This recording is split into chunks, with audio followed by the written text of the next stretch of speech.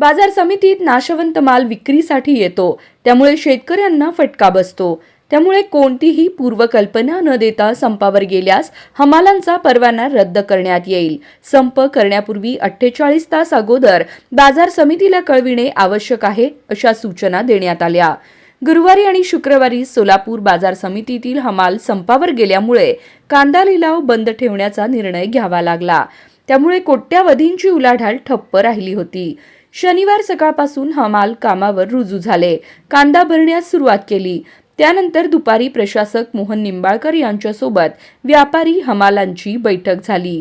या बैठकीला 2 दिवसात झालेल्या घडामोडींवर चर्चा करण्यात आली। बुधवारी रात्री शेतकऱ्यांचा माल विक्रीसाठी आल्यानंतर अचानक हमाल संपावर गेले, त्यामुळे गुरुवारी लिलाव बंद ठेवण्यात आला। शुक्रवारी कांदा लिलाव झाला, मात्र हमालांनी माल न उचलल्यामुळे कांदा पडून राहिला होता।